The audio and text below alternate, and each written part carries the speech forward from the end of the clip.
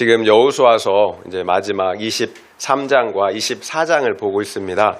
23장과 24장은 여호수아의 마지막 일대기를, 마지막 그가 했던 그 행동들을 기록하고 있어요. 우리가 지난주에 23장을 보았는데요. 23장은 여호수아가 장로들과 그리고 지도자들, 이스라엘의 지도자들을 불러서 권면했던 내용이죠. 어떤 내용을 권면했나요? 너희가 이 율법책에 기록된 대로 다 지켜 행하라. 그러면 하나님께서 너희 땅에 있는 모든 가나안 족속을 진멸하고 이 땅을 너희에게 주실 것이라고 말씀하셨어요. 그러나 너희가 이 땅에 있는 이민족들과 결혼하고 또 그들이 섬기는 신들을 섬긴다면 비록 하나님께서 이 아름다운 땅을 주셨을지라도 이 아름다운 땅에서 너희를 진멸할 것이라고 말씀하셨어요. 그러니까 한 번 구원은 영원한 구원이 아닌 거예요. 너희의 구원을 두렵고 떨림으로 이루어 가라는 것입니다. 이것이 여호수아가 마지막 지도자들을 통해서 이스라엘 백성들에게 했던 권면의 내용이었어요. 오늘 24장 역시 그 마지막 권면의 연장선상이라고 여러분 보시면 될 것 같아요. 다만 23장과 24장이 다른 부분이 있다면 23장에서는 장로나 지도자들을 불러서 권면했다면 24장에서는 이스라엘의 모든 백성을 세겜에 불러서 모든 백성들에게 권면하고 있다는 사실이에요. 그리고 더 중요한 사실은 그 모든 백성들과 하나님과 사이에 다시 언약을 맺도록 했다라는 것입니다. 그러니까 여호수아가 마지막 죽음 직전에 했던 것이 이스라엘 백성들과 하나님 사이에 언약을 맺는 거였어요. 그러니까 언약을 맺는다라는 것이 중요하다라는 거죠. 그래서 오늘 우리가 하나님과 언약을 맺는 것이 어떤 의미가 있는지 또 어떻게 중요한지를 함께 살펴보려고 합니다. 함께 읽은 14절 15절 말씀 함께 읽겠습니다. 14절 15절이에요. 그러므로 이제는 여호와를 경외하며 온전함과 진실함으로 그를 섬기라. 너희의 조상들이 강 저쪽과 애굽에서 섬기던 신들을 치워버리고 여호와만 섬기라. 만일 여호와를 섬기는 것이 너희에게 좋지 않게 보이거든 너희 조상들이 강 저쪽에서 섬기던 신들이든지 또는 너희가 거주하는 땅에 있는 아모리 족속의 신들이든지 너희가 섬길 자를 오늘 택하라. 오직 나와 내 집은 여호와를 섬기겠노라 하니. 여호수아의 말이에요. 그러므로 이제는 여호와를 경외하며 온전함과 진실함으로 여호와를 섬기라고 말하고 있어요. 여기에서의 그러므로는 앞서 그 1절부터 14절 여호수아가 했던 모든 말들을 받는 거예요. 그러므로 이렇게 앞에서 했던 이런 말을 하고 그러므로 이렇게 시작되는 거죠. 세겜에서 이스라엘 백성들을 불러 모은 여호수아는 하나님께서 아브라함 때로부터 지금까지 우리 이스라엘 백성들을 어떻게 인도하셨는지, 그래서 가나안 땅을 기업으로 얻고 안식을 누리게 하셨는지를 쭉 설명을 했어요. 마치 죽음 직전에 우리 할아버지나 아버지가 자녀들을 불러놓고 유언을 하는 것 같습니다. 우리 집에 어떻게 믿음이 들어오게 되었는지, 그리고 믿음의 가정이 되었는지 그 과정을 쭉 설명했다라는 거예요. 딱 들어보니까 다 하나님이 하신 일이에요. 하나님의 은혜예요. 그러므로 이렇게 하는 거죠. 이제는 여호와를 경외하며 온전함과 진실함으로 여호와를 섬기라 권면하는 것입니다. 이것이 여호수아가 하고 싶었던 말이에요. 우상을 다 치워버리고 오직 하나님만 섬기자. 그런데 여호수아는 만약 너희가 여호와를 섬기는 것이 좋지 않거든 선택하라고 말하고 있어요. 여호와를 섬기든지 아니면 다른 신을 섬기든지 선택하라는 거예요. 그러나 나는 오직 나와 내 집은 여호와만 섬기겠다라고 하는 것입니다. 그렇다면 왜 여호수아는 이스라엘 백성들에게 선택하라고 할까요? 무조건 여호와만 섬기라고 해야 하는 건 아닌가요? 신앙은 강요로 되는 것이 아니기 때문이죠. 내가 믿으니까 우리 자녀들도 당연히 믿겠지 이렇게 생각하면 안 된다라는 거예요. 엄마 아빠의 하나님이 아니라 우리 자녀들의 하나님이 돼야 하는 것입니다. 신앙은 각자의 것이기 때문이에요. 내 믿음으로 자녀 구원 못 받아요. 자녀의 믿음으로 나 구원 못 받아요. 내가 동의돼야 하고 그래서 내가 선택해야 합니다. 그래서 우리 자녀들의 신앙을 신앙을 점검해야 하는 거예요. 내가 믿으니까 우리 자녀들도 당연히 믿는다라고 생각하면 안 된다라는 거예요. 우리의 부모가 선택해 주는 것이 아니라 우리 자녀가 스스로 좋아서 신앙을 선택할 수 있도록 해야 합니다. 신앙은 맹목이 아니기 때문이에요. 여러분, 맹목은 얼마 못 가요. 그것이 벗어지는 순간 다 떠나가게 되어 있어요. 무엇보다 내가 하나님을 만나야 합니다. 그래서 여러분, 인격적인 만남이 있어야 되는 거예요. 하나님과의 만남이 있어야 되는 거예요. 이것이 성경이 말씀하시는 하나님을 안다라는 개념이에요. 여러분, 하나님을 안다라는 건 절대 지식이 아니에요. 관계예요. 인격을 아는 것. 여러분, 이것이 아는 거예요. 부부 사이의 관계를 안다라고 성경은 이렇게 은밀한 언어로 얘기하고 있어요. 그러면 하나님을 선택하지 말라고 해도 선택하게 되어 있어요. 내가 하나님을 아니까, 내가 하나님이 좋으니까 선택하지 말라고 해도, 여러분, 도시락 싸서 가서 뜯어 말려도 하나님이 좋으면 하나님을 선택하게 되어 있다라고요. 물론 우리의 신앙이 지식이나 강요로 될 수도 있어요. 말씀드린 것처럼 오래 못 가요. 많은 종교가 그래요. 그러면 그 종교가 누구 중심인가요? 나 중심이죠. 하나님을 섬긴다고 하지만 나를 섬기는 것입니다. 그러면 지식적인 신앙, 무조건적인 맹목적인 신앙의 문제가 무엇일까요? 하나님과의 친밀한 인격적인 교제가 없어요. 그 결과 옳고 그름만 있지 사랑이 없어요. 긍휼한 마음, 따뜻한 마음이 없어요. 영원 구원의 관점으로 보지 못한다라는 거예요. 그래서 옳고 그름으로 가는 거예요. 옳고 그름의 끝판왕이 무엇입니까? 극우나 극좌, 극우나 극좌, 극단으로 가는 거예요. 여러분, 극우나 극좌의 문제가 무엇입니까? 내 편이면 무조건 옳은 거예요. 여러분, 따져보질 않아요. 중간이 없어요. 분별이 없어요. 그냥 내 편이면 무조건 옳고 남의 편이면 무조건 틀려요. 여러분, 여러분 옳고 그러면 아무리 내가 옳은 것 같아도 어떻게 해요? 공동체가 분열되는 거예요. 공동체를 죽이는 거예요. 여러분, 사랑과 긍휼이 살립니까? 옳고 그름이 살립니까? 여러분, 하나님보다 더 옳고 그름이 분명한 분이 어디 있어요? 그런데 하나님께서 십자가를 지셨어요. 우리를 긍휼히 여겨주셔서. 여러분, 절대 옳고 그름은 기분은 좋을지 몰라도 못 살려요. 사람을 살릴 수가 없어요. 나도 죽고 여러분 상대방도 죽이는 여러분 행위예요. 그래서 옳고 그름인 극좌와 극우는 자기 의의 끝판왕인 거예요. 절대로 영혼을 살리지 못해요. 그런데 교회 안에서조차 여러분 극우가 있고 극좌가 있어요. 이게 안타까운 일이에요. 복음에 무슨 극우가 있고 극좌가 있습니까? 결국 여호수아는 마지막 그 죽음의 순간에 다시 한번 이스라엘 백성들에게 여호와 신앙을 스스로 선택할 수 있도록 기회를 주고 있는 것입니다. 부모를 따라가는 신앙이 아니라 나 스스로 하나님을 만나고 교제하는 독립적인 신앙이 될 수 있도록 여러분 이렇게 여호수아는 마지막까지 수고를 하고 있는 거예요. 그러니까 이스라엘 백성들이 뭐라고 대답합니까? 16절부터 18절 말씀이 있겠습니다. 16절부터 18절이에요. 백성이 대답하여 이르되 우리가 결탄코 여호와를 버리고 다른 신들을 섬기기를 하지 아니하오리니 이는 우리 하나님 여호와께서 친히 우리와 우리 조상들을 인도하여 애굽 땅 종 되었던 집에서 올라오게 하시고 우리 목전에서 그 큰 이적들을 행하시고 우리가 행한 모든 길과 우리가 지나온 모든 백성들 중에서 우리를 보호하셨음이며 여호와께서 또 모든 백성들과 이 땅에 거주하던 아모리 족속을 우리 앞에서 쫓아내셨음이라. 그러므로 우리도 여호와를 섬기리니 그는 우리 하나님이심이다 하니라.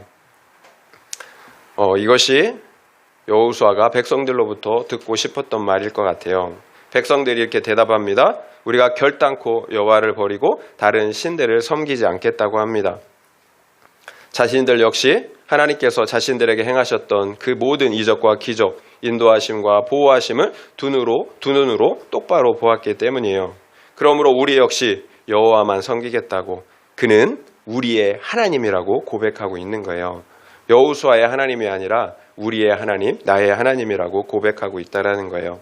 이처럼 내가 하나님을 경험하고 만나야 합니다. 그래야 그 하나님이 나의 하나님이 되는 거예요. 우리 역시 마찬가지예요. 우리의 신앙을 점검해야 합니다. 나는 지금 하나님을 진짜로 믿고 있습니까? 아니면 교회에 다니니까 믿는다고 생각하십니까? 다른 사람의 믿음을 나의 믿음으로 착각하시면 안 돼요. 나의 지식을 믿음으로 착각하면 안 된다라는 거예요. 제가 여러 번 말씀을 드렸는데요. 과거에 제가 처음 교회에 다닐 때는 제가 하나님을 정말로 믿고 싶었어요. 간절했어요. 그런데 믿어지지가 않았어요. 그래서 그 당시에 솔직히 기도를 드렸다라고 말씀을 드렸죠. 하나님 믿고 싶은데 믿어지지가 않는다고 솔직히 기도했어요. 믿음 달라고. 다른 게 아니라 여러분 교회에 와서 해야 할 일이 무엇입니까? 복 받는 게 먼저인가요? 하나님과 관계가 먼저인가요? 여러분 관계가 먼저죠. 하나님을 믿고 관계를 맺는 게 먼저죠. 그 다음에 복인 거죠. 여러분 그런데 이상하게 기도한 날부터 이상하게 창조주 하나님과 그리고 언젠가로부터 기도하고 언젠가로부터 창조주 하나님과 구원주 하나님이 믿어지기 시작했어요. 여러분 어떻게 생각할지 모르겠지만 그 당시에 저는 신기한 경험이었어요. 기도 후에 믿어지기 시작했어요. 여러분 믿고 싶은 것과 여러분 믿는 것은 천지 차이예요. 믿고 싶은 것과 여러분 믿는 것은 천지 차이예요. 여러분 하나님이 주셔야 하는 은혜예요. 그래야 우리가 은혜를 주셔야 믿을 수 있다라는 거예요.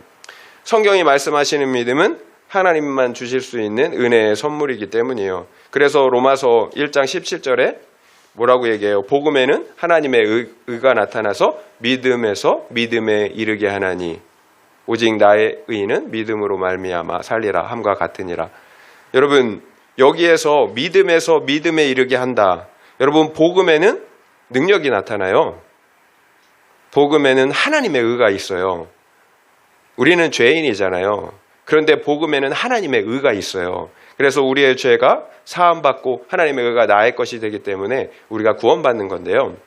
여러분 그 복음에 어떤 능력이 나타나냐면 믿음에서 믿음에 이르게 한다라는 거예요. 처음의 믿음은 나의 믿음이에요. 그리고 두 번째 믿음에 이르게 되는 그 궁극적인 믿음은 하나님이 우리에게 은혜로 주시는 구원에 이르게 되는 믿음이라는 거예요. 그래서 엄밀한 의미에서 성경이 말씀하시는 믿음은 믿는 것이 아니라 믿어지는 거예요. 하나님의 은혜의 선물로 믿어지는 것. 여러분 예레미야 29장 13절 말씀 읽어드릴게요. 너희가 온 마음으로 나를 구하면 나를 찾을 것이요 나를 만나리라. 이것이 하나님의 약속이에요. 온 마음으로. 여러분 온 마음으로 혹시 구해보셨나요? 나를 구하면 나를 찾을 것이요 나를 만나리라고 말씀하고 있어요. 여러분 혹여나 하나님을 만나지 못했다면 내가 반쪽의 마음으로 나눠진 마음으로 아니면 내가 구하는 무언가를 정말로 원하고 하나님보다 그것을 더 원하면서 하나님 구하는 것은 정말 조금 부스러기의 마음으로 구했는지를 우리가 한번 생각해 봐야 되는 거예요. 하나님은 분명히 말씀하잖아요. 약속하셨잖아요. 온 마음으로 너희가 나를 찾으면 나를 만날 것이라고. 여러분 이것이 하나님의 약속이에요. 우리의 믿음은 믿어지는 믿음이 되어야 됩니다. 그리고 더 나아가서는 하나님을 만나는 믿음이 되어야 되는 거예요. 그래서 인격적으로 하나님과 교제하는 믿음, 하나님을 더 깊이 아는 믿음이 되어야 되는 거예요. 여러분 믿음은 인격적인 교제를 통해서 아는 거예요. 그래서 그 교제 안에서 누리는 것입니다. 사랑을 누리는 거예요. 하나님의 사랑이 부어지는 거예요. 하나님께서 왜 십자가를 지셨습니까? 우리의 죄를 속죄하기 위한 것이죠. 그렇다면 왜 우리의 죄를 속죄해야 했습니까? 하나님께서 우리와 함께 하셔야 했기 때문이에요. 하나님과 우리 사이를 갈라놓는 것이 죄이기 때문이죠. 그래서 우리가 죄 가운데 죽는 거잖아요. 생명 되시는 하나님과 단절되었기 때문이에요. 그래서 죄가 없으신 아들 하나님께서 십자가를 지신 거잖아요. 죄를 진멸하셔야 하나님이 우리에게 찾아오실 수가 있고 하나님이 우리와 함께 하실 수가 있기 때문이에요. 여러분 생명 되시는 하나님께서 우리의 생명이 되시는 거 이게 구원이에요. 그래서 마가의 다락방에서 성령 하나님이 임하셨던 오순절의 사건은 성자 예수님이 이 땅에 오심과 함께 인류 역사상 가장 복된 소식이었던 거예요. 하나님께서 우리에게 찾아오신 거잖아요. 성령 하나님께서 모든 심령마다 이제 찾아올 수 있게 되었다라는 거예요. 그래서 우리 믿음의 결과는 임마누엘이에요. 하나님께서 우리와 함께 하시는 것입니다. 생명의 근원 되시는 하나님이 나와 함께 하시는 것. 그래서 하나님이 친히 나의 의로움과 생명 되어 주시는 것. 이것이 구원이에요. 하나님은 우리에게 이 구원을 주시기 위해서 당신의 독생자, 하나밖에 없는 아들을 십자가에서 고난과 수치를 당하게 하신 것입니다.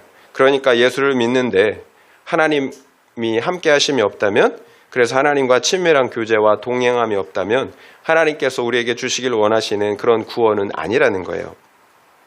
우리 믿음의 결과는 생명의 근원 되시는 하나님께서 나와 함께 하시는 것이기 때문이에요. 그래서 그 하나님을 만나고 친밀히 교제하는 것, 이것이 믿음의 결과입니다. 절대 믿음은 지식도 관념도 아니에요. 성령 하나님이 나와 함께 하심으로 내가 그 모든 구원의 은혜들을 받아 누리는 실제라는 거예요. 그렇다면 제가 믿어지는 믿음에서 어떻게 하나님을 만나고 교제하는 믿음으로 성장할 수가 있었을까요? 말씀드렸죠. 너희가 온 마음으로 나를 구하면 나를 찾을 것이요 나를 만나리라. 제가 과거에 방언을 받고 싶었어요. 왜냐하면 그 초신자 때 그 당시에는 많은 분들이 방언을 했거든요. 그러니까 솔직히 부럽더라고요. 그래서 저도 열심히 기도했어요. 나도 방언 받게 해달라고. 기도할 때마다 방언 받게 해달라고 기도했어요. 그런데 방언을 주시지 않는 거예요. 포기하지 않았죠. 얼마나 오랫동안 기도했는지를 모르겠어요. 그 당시에 저희 교회가 청년부 수련회를 기도원으로 갔어요. 수련회 기간 내내 제가 방언을 달라고 기도를 했던 것 같습니다. 그런데 끝내 방언을 주시지 않는 거예요. 그러니까 주변의 모든 사람들은 뜨겁게 기도하는데 나만 소외된 기분인 거예요. 하나님께 대해서 거절감이 들더라고요. 그래서 좌절하게 되었어요. 그래서 저는 빨리 이 시간이 끝났으면 좋겠다. 기도의 시간이 끝났으면 좋겠다. 이렇게 기도 시간이 끝나기를 기다리고 있었어요. 그때 주님께서 저를 만나 주시더라고요. 내가 물과 피를 흘려서 너에게 영원한 생명을 주었는데 너는 왜 힘들어하고 있느냐. 이런 부드러운 음성이 제 마음속에서 이렇게 들렸어요. 그날 이후로 완전히 바뀌었죠. 제 삶이 완전히 바뀌었어요. 칙칙한 어두움에서 밝은 빛으로 제 마음이 완전히 변화되더라고요. 여러분 다시 한번 말씀드립니다. 너희가 온 마음으로 나를 구하면 나를 찾을 것이요 나를 만날 것이라. 여러분 이것이 하나님이 저를 만나주신 이유였어요. 하나님이 약속하셨기 때문이에요. 온 마음으로 나를 구하면 나를 찾을 것이요 나를 만날 것이다. 여러분 하나님의 말씀을 믿으시나요? 그러면 그 말씀대로 여러분 온 마음으로 구해보세요. 이 말씀을 붙잡고 여러분 온 마음으로 구하지 않았던지 잠깐 구하고 말았기 때문에 하나님을 만나지 못한 것입니다. 여러분 반드시 하나님을 만나야 합니다. 그래서 하나님이 나의 하나님이 되어야 되는 거예요. 이제 믿어지는 믿음에서 만나고 교제하는 믿음, 하나님과 동행하는 믿음이 되어야 합니다. 제가 처음 교회를 다닐 때만 해도 교회들이 참 기도를 많이 했어요. 그런데 지금은 그렇게 기도를 하지 않습니다. 우리의 삶이 너무 윤택해져서 편해져서 그런가 하는 생각도 들어요. 여러분 뭔가 필요하면 기도하잖아요. 물론 우리가 필요할 때가 있어요. 그런데 그때처럼 간절히 그렇게 필요하지 않는 시대인 것 같아요. 여러분 우리 교회가 그때로 돌아가야 합니다. 여러분 기도해야 된다는 거예요. 그렇지 않으면 우리의 신앙은 단지 우리의 바람, 생각에 머물게 되는 거예요. 하나님께서 누리길 원하시는 그 깊은 생수의 은혜를 우리가 누릴 수도 마실 수도 없어요. 하나님은 너희가 온 마음으로 나를 구하면 나를 찾을 것이라 만날 것이다 라고 분명하게 약속하고 계세요. 여러분 죽어서 천국 가는 것을 믿습니까? 여러분 믿는 것 같기도 하고 믿지 않는 것 같기도 하고 여러분 아리송하지 않나요? 여러분 지금 확인을 해야죠. 지금 여러분 쇼부를 봐야 합니다. 여러분 하나님을 만나야 되는 거예요. 구원을 확신하고 살아야 돼요. 여러분 애매하게 살면 안 돼요. 이왕 믿는데 교회 다니는데 구원을 확신하고 천국을 확신하고 믿어야죠. 그래야 기쁨이 있죠. 그래야 감사가 있죠. 여러분 기도하셔야 합니다. 하나님을 만나야 되는 거예요. 그래서 목사의 하나님, 부모의 하나님이 아니라 나의 하나님이 되어야 합니다. 여러분 기도가 전부라는 게 아니에요. 여러분 말씀 봐야죠. 말씀과 기도가 같이 가야 합니다. 그런데 우리가 때로는 기도를 통해서 때로가 아니라 항상 무시로 기도해야 합니다. 말씀과 함께. 그러면 하나님이 우리를 만나주세요. 하나님 우리와 함께 하시고 친밀히 동행해 주세요. 이것이 여러분 이 땅에서 우리가 누리는 하나님 나라예요. 적용 질문 드리겠습니다. 나는 무엇을 위해서 기도하십니까? 하나님을 만나고 교제하기 위해서 기도하십니까? 아니면 나의 소원, 기복을 구하기 위해서 기도하십니까? 한번 생각해 보시기 바랍니다. 나는 무엇을 위해서 기도하십니까? 하나님을 만나고 교제하기 위해서 기도하십니까? 아니면 나의 소원, 기복을 구하기 위해서 기도하십니까? 한번 생각해 보시기 바랍니다. 19절, 20절 말씀 함께 읽겠습니다. 19절에서 20절이에요. 여호수아가 백성에게 이르되 너희가 여호와를 능히 섬기지 못할 것은 그는 거룩하신 하나님이시요 질투하시는 하나님이시니 너희의 잘못과 죄들을 사하지 아니하실 것임이라. 너희가 여호와를 버리고 이방 신들을 섬기면 너희에게 복을 내리신 후에라도 돌이켜 너희에게 재앙을 내리시고 너희를 멸하시리라 하니. 이스라엘 백성들이 우리 역시 여호와 하나님을 섬기겠다라고 합니다. 그런데 여호수아는 갑자기 이해하지 못할 말을 하고 있어요. 너희가 여호와를 섬길 수 없다라는 거예요. 그 이유가 무엇입니까? 그는 거룩하신 하나님이시고 질투하시는 하나님이시기 때문에 너희의 잘못과 죄들을 사하시지 않는다라는 거예요. 그래서 만일 너희가 여호와를 버리고 이방신들을 섬긴다면 너희에게 복을 내리신 후에라도 돌이켜서 너에게 재앙을 내리시고 너희를 멸하신다는 것입니다. 여러분 우리가 결혼할 때 상대의 배우자에 대해서 다 알고 결혼하나요? 만약 다 알았다면 어떤 누구도 결혼하지 않았을 것 같아요. 문제는 상대방을 모르면 모를수록 어떻게 해요? 갈등과 불화가 심해진다는 거죠. 하나님과의 관계도 마찬가지예요. 왜 우리가 하나님을 오해하고 또 그래서 하나님을 섬기는 것이 힘이 들까요? 모르기 때문이에요. 우리가 하나님을 모르기 때문이에요. 그래서 하나님, 우리가 섬겨야 할 그 하나님을 알아야 되는 거예요. 하나님은 어떤 하나님이십니까? 거룩하신 하나님이세요. 그리고 질투하시는 하나님이세요. 그래서 너희가 그 하나님을 섬길 수가 없다라는 거예요.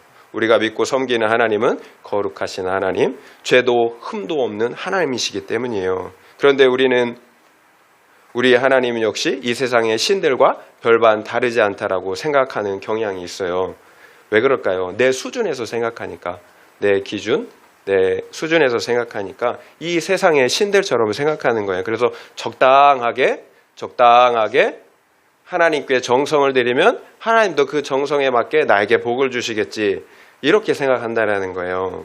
그런데 거룩하신 하나님이 뭐라고 말씀하세요? 내가 거룩하니 너희도 거룩하라고 말씀하시잖아요. 그런데 우리는 타락할 대로 타락한 죄인들이잖아요. 다. 그런데 어떻게 거룩할 수가 있겠어요? 그래서 하나님을 섬길 수가 없다라는 거예요. 하나님과 우리 사이에 너무나 큰 질적인 차이가 있는 거예요. 하늘과 땅 차이처럼 만날 수가 없어요. 게다가 하나님은 질투하시는 하나님이세요. 그래서 우리가 우상들을 섬기는 것을 두 눈 뜨고 볼 수가 없어요. 눈이 돌아가는 거예요. 그래서 복을 내리신 후에라도 재앙을 내리시고 진멸하시는 거예요. 그럼에도 여호와 하나님을 섬길 수 있겠습니까? 여러분 이게 지금 여호수아가 이스라엘 백성들에게 묻는 거예요. 그래도 섬길래? 알아야 된다라는 거죠. 내가 생각하는 그런 신이 아니라는 거예요. 그러면 정말로 하나님을 섬기지 말라는 걸까요? 아니면 제대로 알고 섬기라는 걸까요? 알고 섬기라는 거죠. 여러분 하나님은 거룩하신 하나님, 질투하시는 공의의 하나님이세요. 그럼에도 우리가 하나님을 섬길 수 있는 이유가 있어요. 우리 편에 있는 게 아니에요. 하나님께서 우리를 사랑하시지 않는데 질투하시겠어요? 사랑하지 않는다면 무관심하겠죠. 결국 하나님은 우리를 질투하시기까지 사랑하신다라는 거예요. 여러분 아이러니하게도 이것이 우리가 하나님을 섬길 수 있는 이유예요. 하나님께서 죄인인 우리를 사랑하신다라는 거예요. 그래서 우리를 포기하지 않으시고 고쳐 쓰신다라는 거예요. 로마서 5장 8절 이렇게 말씀하시잖아요. 우리가 아직 죄인 되었을 때 그리스도께서 우리를 위하여 죽으심으로 하나님께서 우리에 대한 자기의 사랑을 확증하셨느니라. 우리가 아직 죄인 되었을 때, 우리가 의인 되었을 때가 아니라 죄인이었을 때 하나님께서 자기의 아들 그리스도를 죽게 하셨어요. 그래서 자기의 사랑을, 우리에 대한 사랑을 확증하셨다라는 거예요. 결국 하나님께서 우리를 구원하시는 이유, 그래서 우리가 하나님을 섬길 수 있는 이유는 우리 편에 있는 게 아니라 하나님 편에 있는 거죠. 오직 하나님께서 우리를 사랑하시기 때문이에요. 이스라엘 백성들을 보세요. 출애굽한 이후에 광야에서 40년을 보면 그들의 그 삶을 보면 답이 없잖아요. 하나님께 대한 어떠한 신실함도 없어요. 온통 하나님께 대한 대적과 원망과 불평으로 가득 차 있는 것을 볼 수가 있어요. 여러분이 만약 하나님이라면 이런 이스라엘 백성들을 어떻게 하시겠습니까? 그런데 그와 같은 광야의 이스라엘이 바로 나잖아요.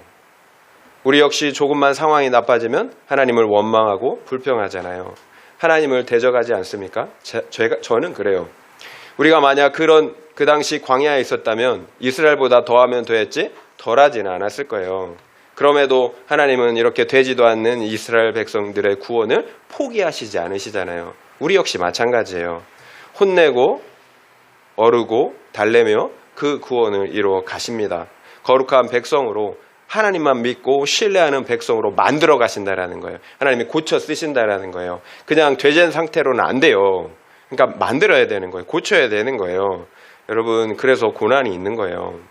결국 하나님은 우리의 구원, 곧 언약을 이루시기 위해서 어떻게 하셨어요? 자기 생명을 내어 주셨잖아요. 우리를 고쳐 쓰시기 위해서. 이것이 우리가 하나님을 섬길 수 있는 이유예요. 하나님은 비록 거룩하시지만 우리를 질투하시기까지 사랑하시기 때문이에요. 자기 생명을 내어주시기까지 우리를 사랑하시기 때문이에요. 하나님은 절대로 우리를 포기하시지 않으세요. 그러나 예레미야에서 뭐라고 말씀하십니까? 결코 무죄한 자로 여기시진 않는데요. 죄가 없는 자로 여기지 않는다라는 거예요. 그래서 하나님이 어떻게 하신다라는 거예요. 사람의 막대기, 인생의 채찍으로 어떻게 해요? 징계하시면서 우리를 고쳐서 쓰시겠다라는 거예요. 여러분, 큐티인 묵상 간증을 보면 어떤가요?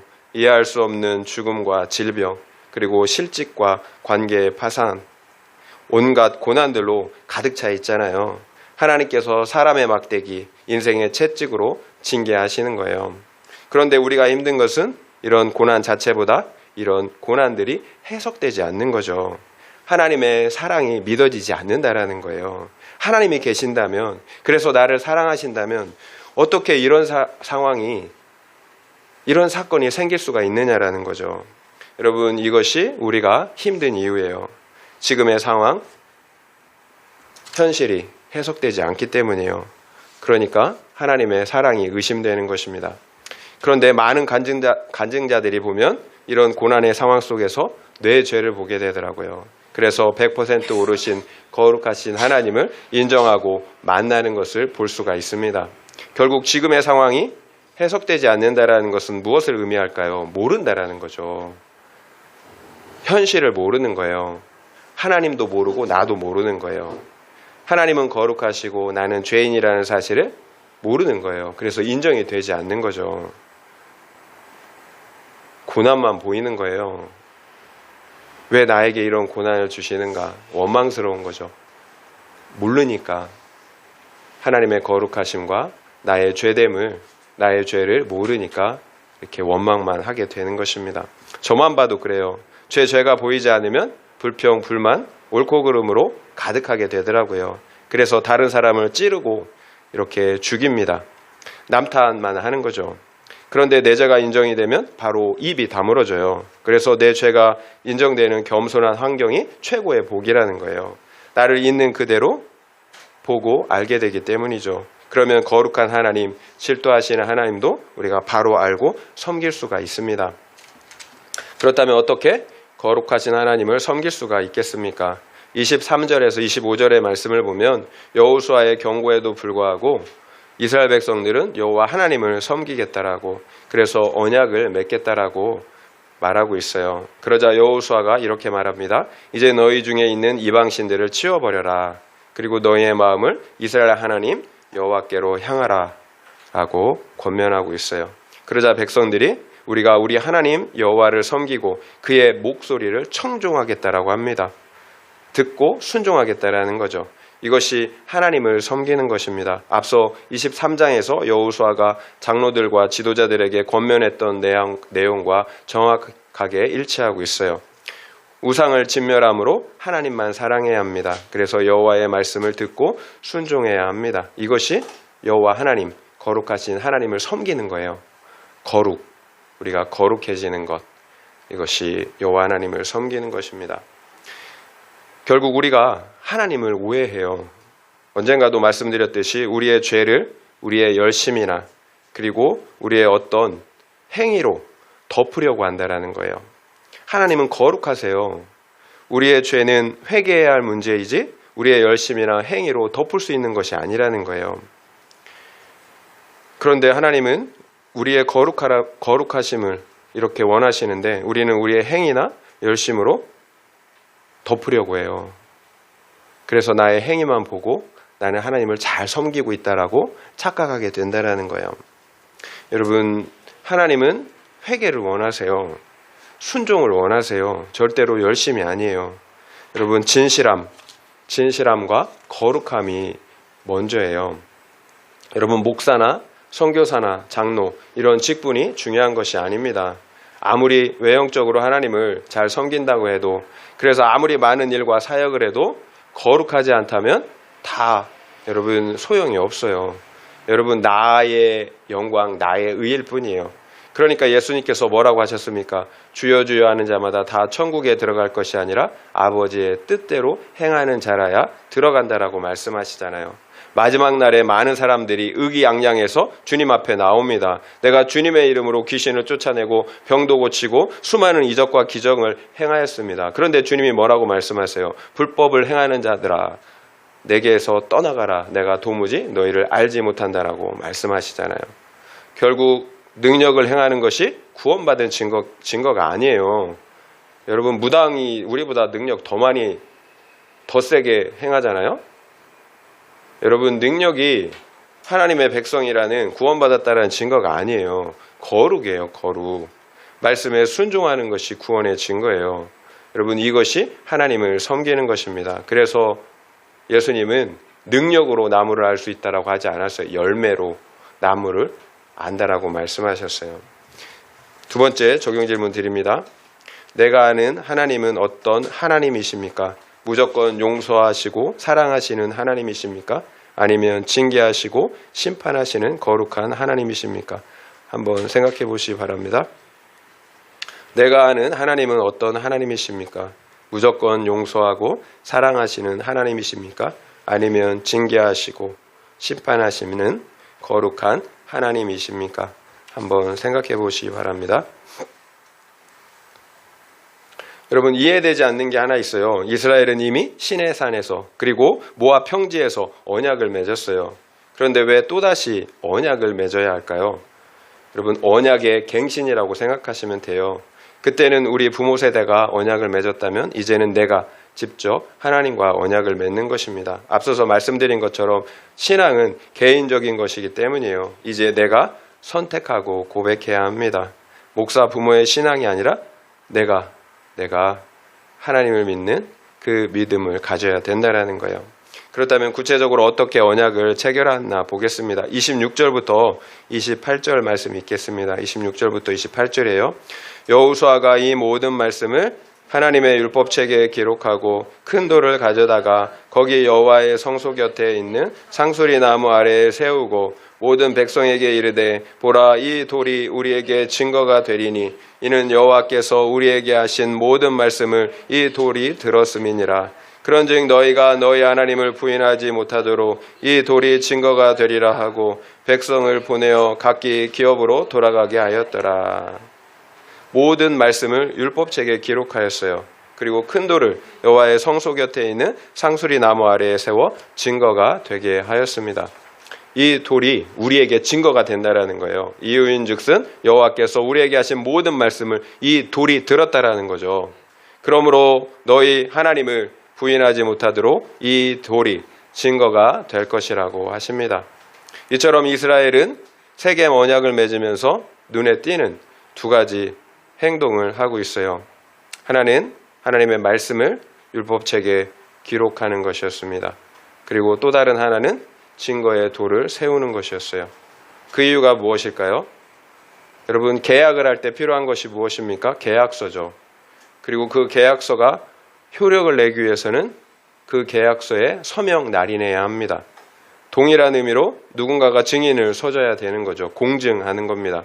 그러면 두 당사자들은 그 계약의 내용에 매이게 되는 거죠. 하나님의 말씀을 율법책에 기록했다는 것은 계약서를 작성했다라는 거예요. 그 언약의 말씀대로 내가 지키겠다라는 거죠. 그리고 돌을 세웠다라는 것은 그 언약서대로 이행하겠다라고 서로 어떻게 해요? 서명 날인한 거예요. 제3자가 또는 증인으로 제3자를 증인으로 공증을 세운 거예요. 돌이 공증인 거죠. 돌은 움직이지 않고 변하지 않아요. 결국 이스라엘 백성들이 그 돌을 볼 때마다 내가 맺은 언약을 기억하게 될 것입니다. 그래서 그 돌이 언약의 증인이 되는 것입니다. 이것이 여호수아가 죽기 전에 이스라엘 백성들과 더불어 체결했던 언약의 내용이었어요. 우리 역시 하나님과 언약을 체결해야 합니다. 십자가 언약이죠. 구약의 모든 언약은 바로 십자가 언약의 예표예요. 십자가 언약 때문에 모든 언약이 필요했던 거예요. 그렇다면 과거 구약의 모든 언약들과 새 언약, 십자가 언약의 차이가 무엇일까요? 엄청난 차이가 있죠. 예수의 피, 하나님의 피, 영원한 속죄의 피. 그리고 두 번째는 우리 안에 찾아오신 성령 하나님이세요. 이것이 그 언약을 어떻게 해요? 보증하고 공증한다라는 거예요. 과거에는 그 언약의 말씀이 외부에 있었어요. 그래서 그 언약의 말씀을 지킬 수가 없었던 거예요. 그러나 이제는 그 언약의 말씀이 성령의 역사를 통해서 우리 어떻게 내면에 새겨진 거죠. 회개와 거듭남의 역사를 통해서 그 하나님의 언약의 말씀이 우리 안에 새겨지는 거예요. 이것이 우리가 언약의 말씀을 순종할 수 있는 이유예요. 그러나 혹시 실수해서 우리의 육체의 죄가 너무 강해서 말씀을 순종하지 못할 수도 있어요. 그러면 예수의 피를 힘입어 회개하고 돌이킬 수가 있어요. 이것이 십자가 언약을 맺은 사람들의 삶이에요. 마음판에 하나님의 말씀이 새겨졌어요. 그래서 말씀을 듣고 순종할 수가 있습니다. 그러나 혹시 실수하고 넘어졌나요?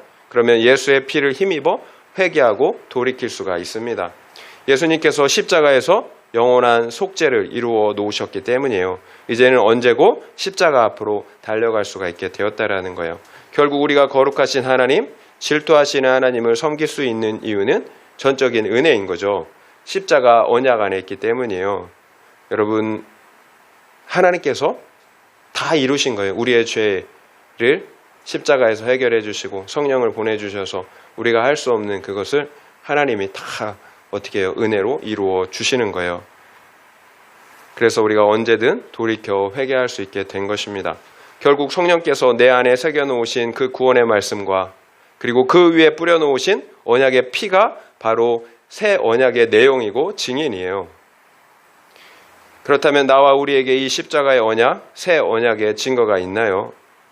성령의 역사를 통한 여러분 잊지 못할 그 분수령적인 회개와 거듭남이 있습니까? 회개와 거룩함, 이것이 새 언약의 증거예요. 잊지 못할 회개, 분수령적인 회개, 그리고 우리 삶에 나타나는 거룩함, 성령의 역사입니다. 큐티인 12월 5일자 묵상간증자의 나눔을 함께 나누겠습니다. 아버지가 술에 취해서 들어오시면 간증자를 앉혀놓고 좋은 대학에 들어가야 한다. 세상 경쟁에서 이겨야 한다고 줄곧 말씀하시곤 했다고 합니다. 이처럼 간증자는 어려서부터 세상 경쟁에서 이겨야 한다라는 중압감에 시달렸다고 해요. 그럼에도 아버지의 기대와 달리 성적이 좋지 않아서 자주 꾸중을 들었다고 합니다. 결국 아버지의 기대에 부응하기 위해서 가장 먼저 한 일이 교회에 나가지 않고 공부하는 것이었다고 합니다. 하지만 성적은 점점 더 나빠졌고 아버지에게 혼나는 것이 무섭고 버림받을지도 모른다라는 두려움 때문에 더 깊은 우울에 빠졌다고 합니다. 간증자는 직장에서 지금 18년째 일을 하고 있는데요. 여전히 인정 중독과 우울감으로 힘들어 하고 있다고 합니다. 프로젝트 경쟁에서 수주를 따지 못하면 인정받지 못하고 그래서 자리를 잃어버릴 수도 있다라는 두려움에 사로잡힌다고 해요. 그래서 프로젝트 마감 때만 되면 일에만 몰두하며 기다리는 아내에게 연락도 하지 않고 또 예배와 소그룹 모임에도 소홀히 했다라고 합니다. 그런데 작년 말에 큰 프로젝트를 따낸 동료를 보니까 자신과 비교가 되는 거예요. 그래서 자신감도 떨어지고 결국 이직까지 고민해야 하는 상황이 되었대요. 그러니까 여러분 이렇게 곤고하면 어떻게 되나요? 그때부터 말씀이 잘 들리잖아요. 말씀을 묵상하다가 하나님을 믿고 따르기보다 나 자신을 높이고자 했던 그 교만의 죄를 깨닫게 되었다고 합니다. 여호와의 목소리를 순종하지 않고 내 힘과 능력이 나를 지켜준다고 믿으며 분주하게 살아왔던 자신의 교만함을 보고 회개하게 되었답니다. 이처럼 자신의 성공 우상이 무너지고 자신의 계획과 기대를 다 내려놓자 비로소 평생을 쫓아다니던 그 두려움이 사라졌다고 해요.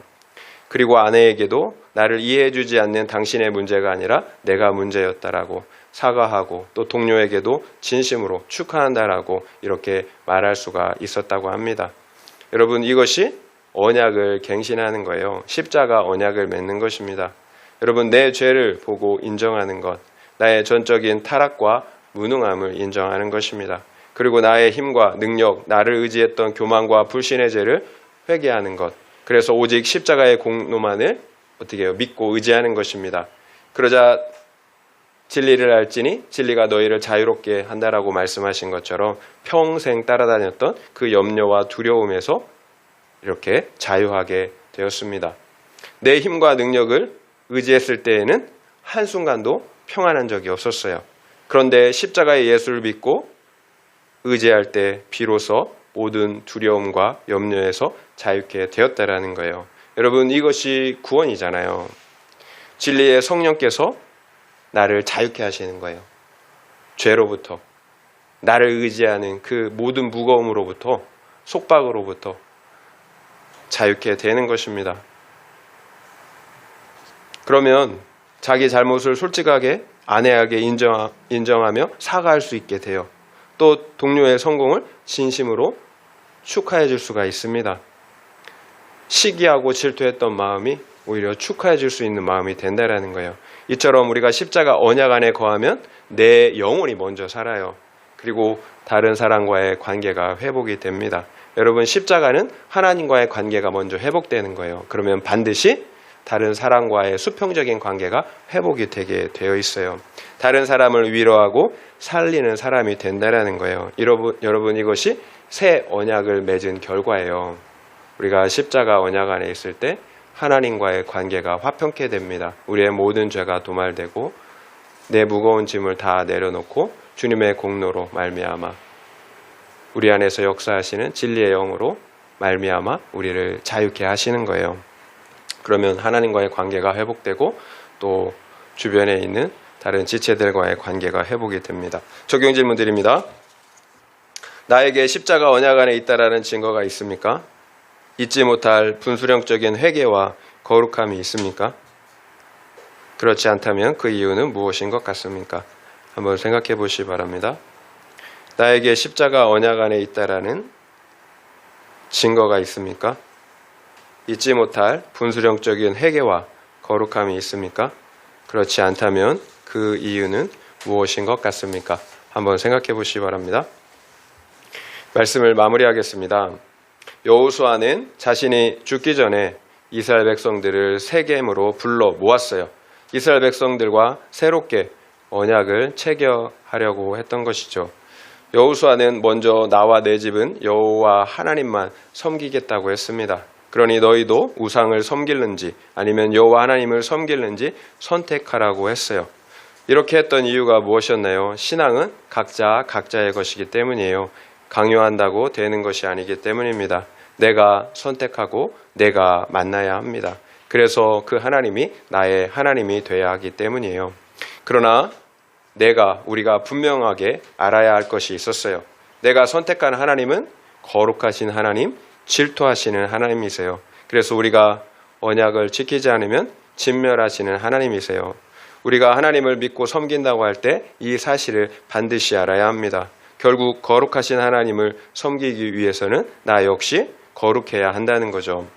여호수아의 이런 경고에도 불구하고 이스라엘 백성들은 하나님을 섬기겠다라고 대답했어요. 그래서 이스라엘 백성들은 세겜에서 하나님과 다시 언약을 갱신하였습니다. 말씀을 기록하고 큰 돌을 세워 증거를 삼았어요. 이제 마침내 이스라엘 백성들에게는 하나님이 여호수아의 하나님이 아니라 나의 하나님이 된 것입니다. 우리 역시 십자가의 하나님이 나의 하나님이 되어야 합니다. 내가 여러분 언약을 체결해야 되는 거예요. 내가 그 하나님을 만나야 되는 거예요. 우리 각 사람은 반드시 십자가 언약 안에 있어야 합니다. 십자가의 언약 안에 거하는 것은 다른 것이 아니에요. 여러분, 내 죄로 인해 하나님이 십자가에서 죽으셨다는 사실을 인정하는 거예요. 내 죄와 허물로 인해 하나님이 십자가를 지셨어요. 여러분, 내 죄를 보고 인정하는 것, 나의 전적인 무능을 인정하는 것, 그래서 십자가의 공로만을 믿고 의지하는 것,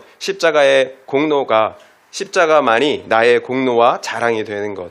여러분, 이것이 여러분 십자가 언약 안에 있는 것입니다.